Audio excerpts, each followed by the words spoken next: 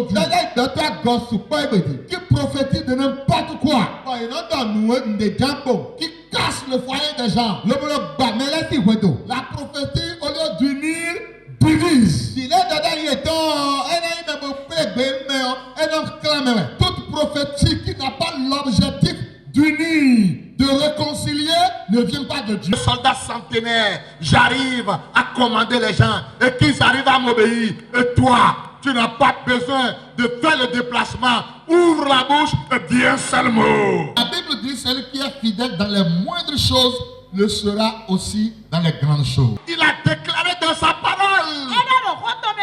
Les cheveux qui sont sur vos têtes sont comptés par moi. L'ennemi ne touchera pas un seul cheveu derrière moi. Il a dit, 1000 tomberont à ta gauche et 10 000 à ta droite. Et toi, tu ne seras pas à terre.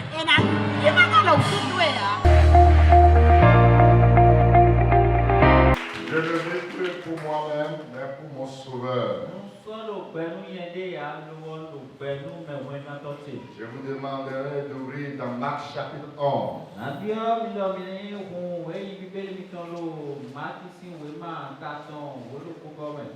Nous allons lire le verset 20 au verset 24.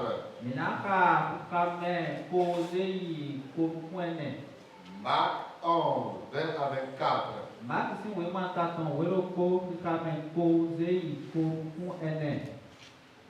Nous lisons ce qui suit. Le matin, en passant, les disciples virent le figuier séché jusqu'aux racines.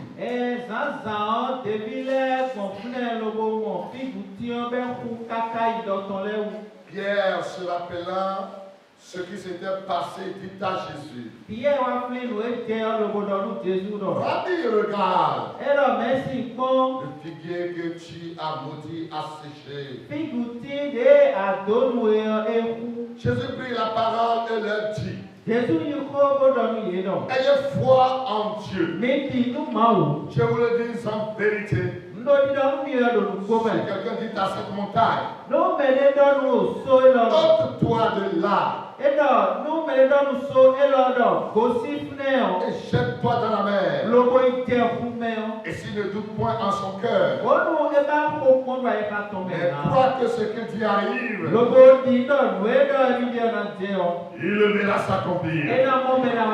C'est pourquoi je vous dis, tout ce que vous demanderez en priant, croyez que vous l'avez reçu et vous le verrez s'accomplir. Amen. Quelle grâce de t'appartenir ce matin. Béni soit ton Saint-Nom, ô Dieu Jéhovah. Nous voici en ta présence. Seigneur, ta parole est devant nous. Aide-nous, Seigneur, à la consommer de tout notre cœur. Fais en sorte que Dieu de gloire, elle tombe dans de bonnes terres. Et bénis-nous, Seigneur, tout ce qui s'opposera à elle pour qu'elle n'arrive pas à accomplir l'œuvre pour laquelle tu l'envoies ce matin soit neutralisée. Nous proclamons ta Seigneurie et nous bénissons ton Saint-Nom. Permets à ce que l'onction de Dieu coule ce matin sur nos vies. Coule dans chaque cœur pour que ta parole soit compréhensible. Merci de nous écouter. Au nom de Jésus, nous avons prié. Amen. Ayez foi en Dieu. Chers bien-aimés, frères et sœurs dans le Seigneur, le besoin pressant de l'Église aujourd'hui, c'est la foi. D'aucuns d'autres peuvent me dire que c'est la prière. En ce 21e siècle, l'Église n'aimera guère de prière. L'Église prie plus que jamais. Dans les hameaux, dans les déserts, dans les coins et les recoins, l'Église prie. La prière ne fait point de défaut aujourd'hui à l'Église. Même dans chaque vent, vous rencontrez toujours quelque chose qui se passe là-bas. Cela va sans dire que le besoin pressant, ce n'est pas la prière.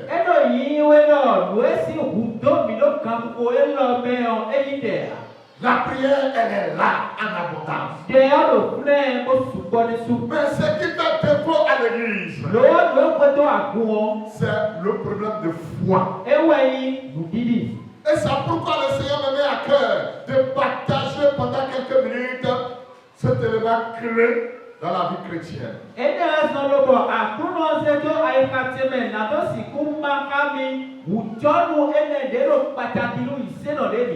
Le diable n'a pas peur de la prière. Mais il a peur de la prière efficace. Il a peur de la prière qui produit des résultats. Il n'a pas peur de prière. Il a peur de prière qui le dérange. Et pour qu'une prière puisse le déranger, il va falloir que cette prière repose sur une foi. La foi est indispensable aujourd'hui dans la vie chrétienne.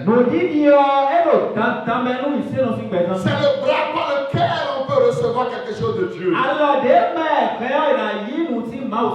La prière est comme un fusil que vous avez en main. Supposons que vous avez un fusil devant un adversaire et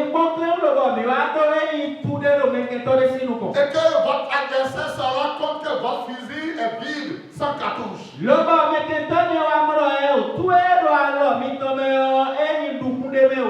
va jamais avoir peur de vous.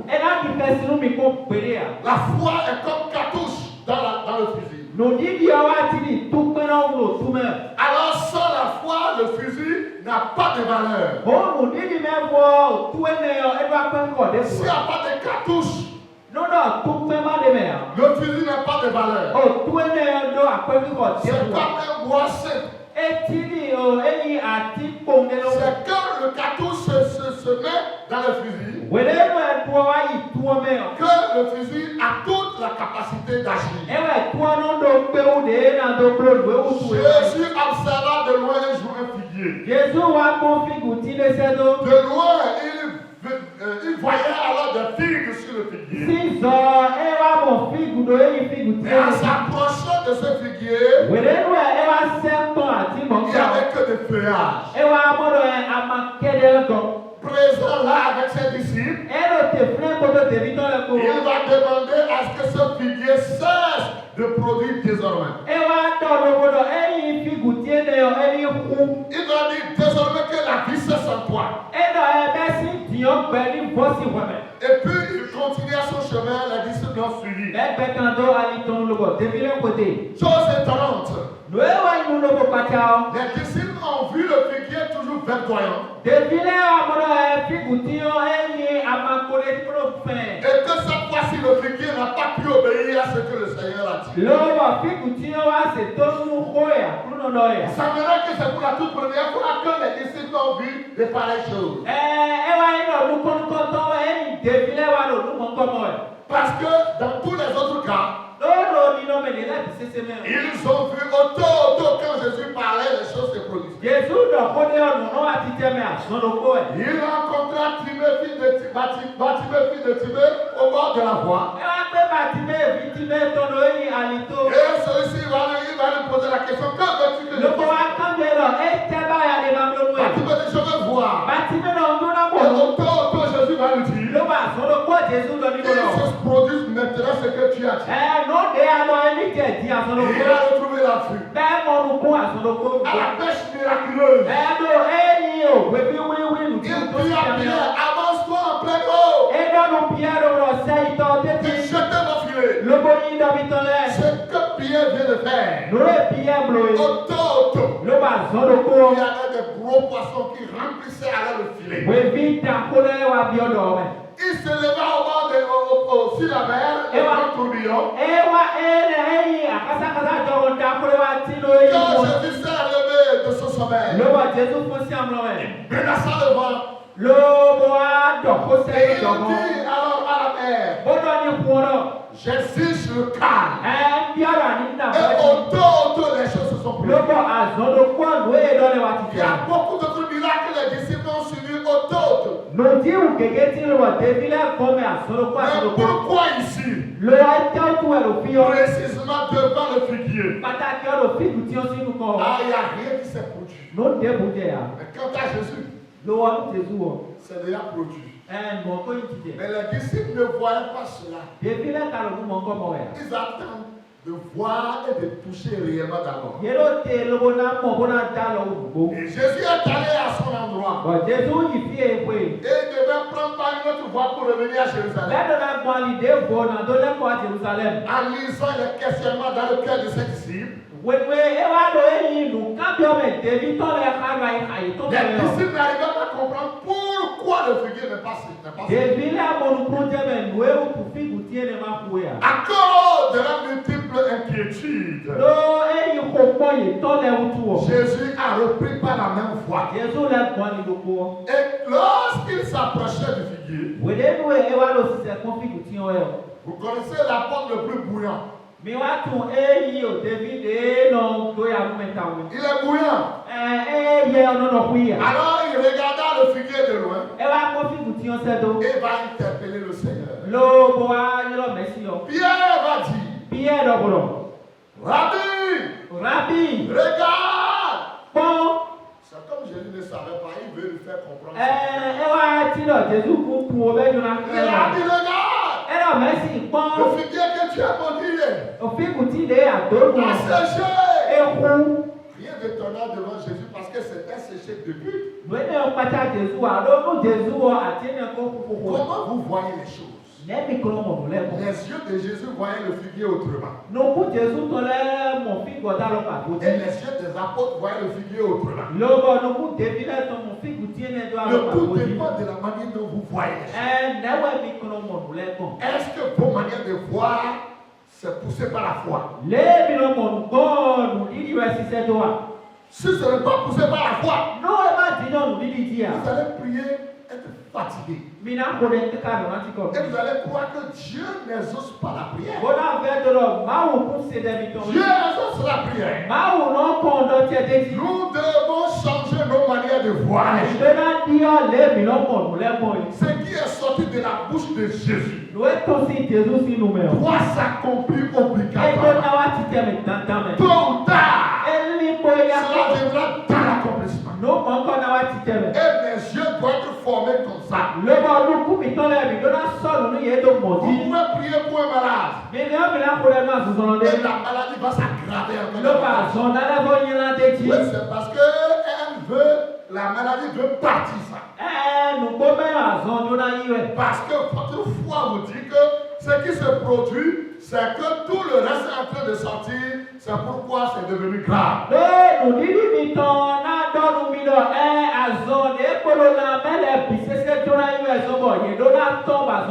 Comment vous voyez les choses? Ce matin, nous devons changer notre manière de voir. Quand vous voyez que rien ne peut marcher pour vous, que tout est en train de gâter autour de vous, ça c'est votre foi. On appelle ça foi négative. La foi qui ne voit que rien ne peut aller. La foi qui ne voit que vraiment c'est impossible. Mais si vous voyez comme Jésus a vu de rien ne vous sera impossible. Tout vous sera possible. Et je prie ce matin que les yeux de la foi vous soient communiqués. Au nom puissant de Jésus. Jésus a pris la parole, il a dit à Pierre et aux autres disciples, ayez foi en Dieu. C'est parce que vous n'avez pas foi en Dieu que vous voyez le figuier sécher maintenant. Sinon le figuier séché il y a longtemps. C'est parce que votre foi n'a pas accroché cela. Ayez foi en Dieu. Et ma prière ce matin, que la foi naisse dans l'église. La foi naisse dans le cœur de chacun de nous. Au nom de Jésus, ayez foi. Alléluia. Ce n'est pas la prière qui manque, mais c'est la foi. Ajoutez la foi à votre prière. Ajoutez la foi à votre prière. Vous allez voir. Même une prière de 5 minutes. Remplie de foi. Va produire beaucoup de miracles. Plus qu'une prière d'un mois.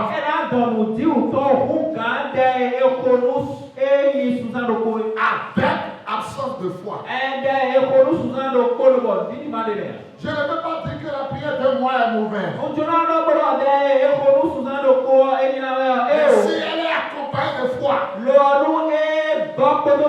ça sera une telle révolution. Mais si elle est faite seulement sans la foi, c'est une perte de temps. C'est pourquoi je répète ce que Jésus a dit à ses disciples. Ayez foi en Dieu. Alléluia. Et Jésus a ajouté, si quelqu'un dit à cette montagne, ôte-toi de là, et va te jeter dans la mer. Si la personne ne doute point en son cœur, n'importe ce qu'il dit arrive, elle le verra s'accomplir. Ah, sans la foi, il est impossible de lui être agréable. Écoutez, c'est là notre maladie. Vous savez, vous priez, Dieu ne vous écoute pas. Vous chantez, Dieu ne reçoit pas la chanson. Vous jeûnez, vous êtes à jeûne pour rien. Vous parlez en langue, Dieu ne regarde pas ça. Parce que tout ce que vous faites là, dépouillé de toute foi, n'est pas agréable à Dieu. Même pour prêcher, il faut avoir la foi.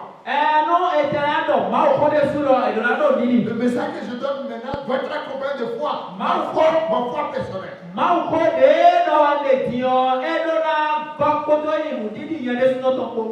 Et c'est cette foi qui va accompagner la parole. Cela est très important. Cherchez la foi. Ayez foi en Dieu. L'église de Yenadjo. Tu cesseras de souffrir lorsque tu vas comprendre ce secret. Mais dès que tu ne comprends pas ce secret, tu seras un chrétien faible. Que Dieu nous en épare. La foi, elle est très importante. Pour finir, Jésus va dire, tout ce que vous demanderez en priant. Voilà. Nous demandons beaucoup de choses dans nos prières. Jésus pose encore une condition. Et cette condition a toujours trait à la foi. Tout ce que vous demanderez en priant, croyez que vous l'avez reçu. Et vous le verrez s'accomplir. Maintenant, je vais faire le contraire. Tout ce que vous demanderez en priant, ne croyez pas que vous l'avez reçu. Et vous ne verrez rien. C'est clair. C'est clair. Et moi, je vous exhorte ce matin. Tout ce que nous demandons dans nos prières, sans les avoir vus, sans bouger, sans sentir, par anticipation, croyant que nous les avons déjà reçus, et nous les verrons ça. Amen. Ayez foi en Dieu. Mais dis nous mau. Il n'y a pas de porte qui peut rester fermée devant le chrétien. Rodé boudé le bonano susuno iseno sinuko. Au contraire, nous les fermons nous-mêmes. Mais des soins en souillé. Nous les fermons à cause de l'incrédulité. Mais non souillé do randi biton tout. Si tu crois, Non adimo. tu verras la gloire de Dieu. Anamo kiko mau. Si tu crois ce matin, Non adimu sasa tu dio. verras la gloire de Dieu. Anamo kiko mau Tu to. crois ce matin, Non adimu sasa dio. tout peut changer. Non pise rien na Tout dio. peut changer. Non rien na dio. Allez, rien de temps. No welu clé on est. Tout peut changer positivement Non rien na dio de tabedi. en ta faveur. Et na dio de tabedi Parce que tu do. crois. Nous tabedi do adina. Est-ce qu'il y a quelqu'un qui croit ce matin? Mais les gars pise sasa dio di moi. Vous allez me demander mais comment je peux croire. Mina kambe milo bon ele ta ke na di mo. Romains 10, 17. Proverbe si we ma ta ton. Romains 10, 17. Romain si we ma ta ton wo ka me afoton kuwe. La foi vient de ce qu'on entend. No di di ono ko si no ese o me. Ce qu'on entend c'est de la parole de Dieu. Lo ba no ese ono ko si ma o me. Voilà pourquoi nous avons tort de prier plus que d'entendre la parole. Ele zombo we mi tonjo de bunu mi na ko de hu kan ma o ko si se la. Même en priant beaucoup, il faut s'asseoir dans la parole. E ti alo de ko su bo mi do na ti jo ma o me. Nous sommes pauvres en esprit Mi tono do pi go me. parce que No nous prions beaucoup sans foi. mi no ko de gege nu di me fo. Parce que la foi s'acquiert par la parole. Lo nu di yo to ko ko me e ko mo yi. Regardez le nom que nous faisons ce matin. Mi ko so pa le mi bro so na di. Si ce nom pouvait être là les mardis pour écouter le message biblique, No do so ka lo si ku do fi ta ta gbele lo no se ma o ko. la foi va grandir. No di di ona teji. Mon peuple périt To ku te do ba su do yi e. manque de connaissance. Lo ma tu o tu. Comment pourrait-il avoir la connaissance Newe to ku o ka do mo tu tu kon. sans la parole? Ma o ko me fo. La foi No di di yo. vient de la parole. E no ko si ko me. Et la parole Lo ko ko est la parole de Dieu. e wa yi ma o ko. Ce matin, Sans di. que la foi remplisse vos cœurs. No di di mi ko ai ka mi ton La la. parole que vous venez d'entendre O de mi sa se di yo. est une semence de foi. E yi nu ko no di di to. Ça il a communiqué la foi à vos cœurs. Ga ko na e yi nu di di ka mi ton la. Maintenant, Di yo. vous pouvez maintenant tirer à la montagne Mi ga mi na do nu so ro. et se déplacer. Ni certain. Et elle va vous obéir. Bẹ́ẹ̀ náà sì tó mú mi. Parce que la foi est là. Lóòrùn yìí nílò fún ẹ. Que le Seigneur vous bénisse. Àtúnwọ̀n ní tó mú mi. Amen.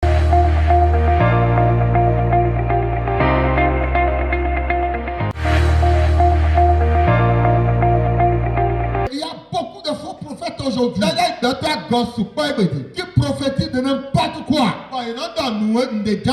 qui cassent le foyer des gens. La prophétie, au lieu d'unir, divise.